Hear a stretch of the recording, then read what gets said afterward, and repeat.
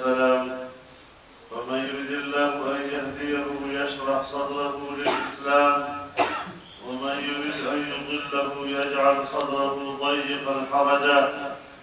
وسبحان من أفاض على خلقه النعمة وكتب على نفسه الرحمة وأنزل على عبده الكتاب ولم يجعل له عوجا، ورفع لمن اهتم به وآمن بمتشابهه في مراتب السعادة درجة، ووضع قهره على من أعرض عنه وابتغى الهدى من غيره فجعله في دركات الجحيم متولجا.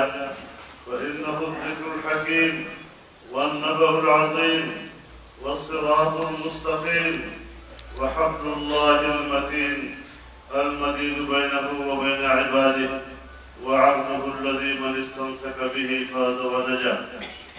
أشهد أن لا إله إلا الله وحده لا شريك له ولا ند له ولا مثيل له ولا شبيه له، شهادة من أصبح قلبه بالإيمان بالله وأسمائه وصفاته مبتهجا.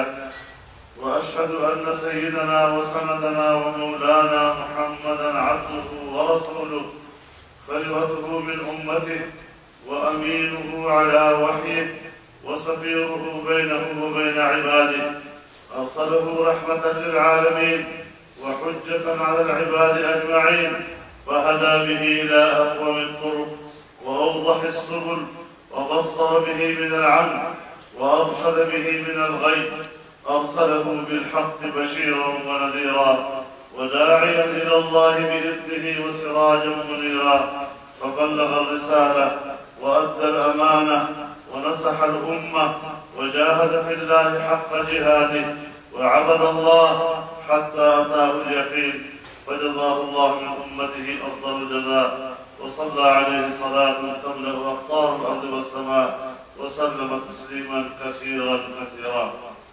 أيها المسلمون، وحدوا الله فإن التوحيد رأس الطاعات، واتقوا الله فإن التقوى ملاك الحسنات. عليكم بالسنة فإن السنة تهدي إلى الإطاعة، ومن أطاع الله ورسوله فقد رشد واهتدى. وإياكم والبدعة فإن البدعة تهدي إلى المعصية، ومن يعص الله ورسوله فقد ضل وغوى. عليكم بالصدق فإن الصدق ينجي والكذب يهلك.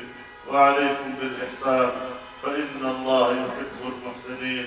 بارك الله لنا ولكم في القرآن العظيم، ونفعنا وإياكم بالآيات والذكر الحكيم.